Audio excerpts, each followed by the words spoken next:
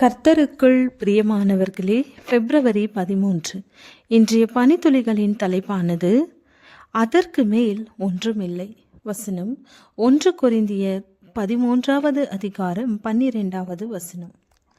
இப்பொழுது நான் குறைந்த அறிவுள்ளவன், அப்பொழுது நான் அறியப்பட்டிருக்கிறபடியே அறிந்து கொள்ளுவேன்.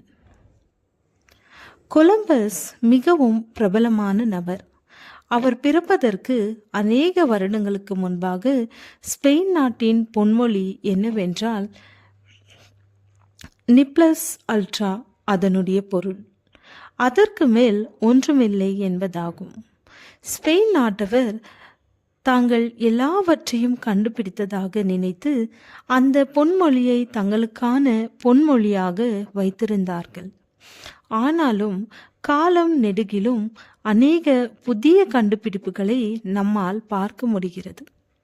குறிப்பாக கிறிஸ்டோபர் கொலம்பஸ் அவருடைய கண்டுபிடிப்பாக அமெரிக்காவை வரலாறு குறிப்பிடுகிறது. 1492 ஆண்டு கப்பல் பிரயாணத்தில் கிறிஸ்டோபர் கொலம்பஸ் வட அமெரிக்கா பகுதிக்கு சென்றதை மிக முக்கியமாக கண்டுபிடிப்பாக பார்க்கிறோம். அதன் பிறகு ஸ்பெயின் நாட்டில் கிறிஸ்டோபர் கொலம்பஸ் நினைவாக ஒரு நினைவு சின்னம் அமைக்கப்பட்டது. அந்த நினைவு சின்னம் மேட்ரிட் நகரத்தில் அமைக்கப்பட்டது. அந்த நினைவு சின்னத்தில் ஒரு சிங்கம் இடம்பெற்றிருக்கும். அதில் ஒரு சில எழுத்துக்கள் பொறிக்கப்பட்டிருக்கும். அந்த எழுத்துக்கள் பின்வருமாறு நிப்ளஸ் அல்ட்ரா அண்டர்நெத்.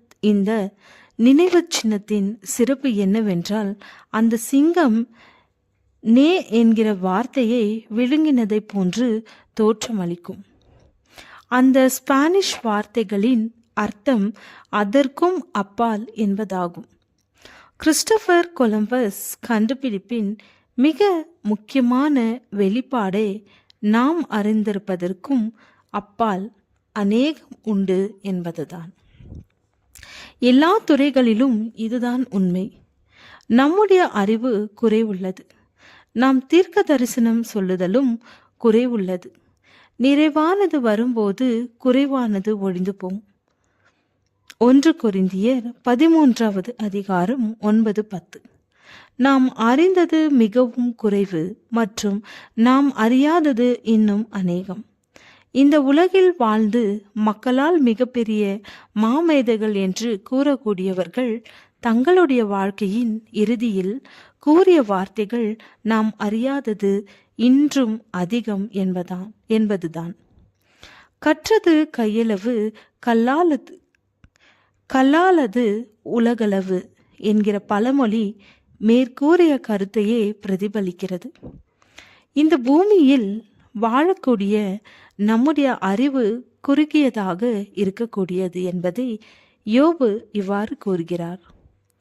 நான் எனக்கு தெரியாததையும் என் புத்திக்கு எட்டாததையும் நான் அறியாததையும் அனுப்பினேன் என்றேன். பரலோகத்தை நோக்கி பிரயாணம் செய்கிற நமக்கு அறிந்து கொள்ள வேண்டிய அனைத்தையும் நித்தியமாக தேவன் கற்றுக் கொடுக்க கூடியவராக இருக்கிறார். அவர் நம்மை நல்ல பாதையில் நடத்துவராக. ஜெபம். நீரே ஆசிரியராக இருந்து எங்களுக்கு கற்றுத்தாரும் தேவனே. ஆமென்.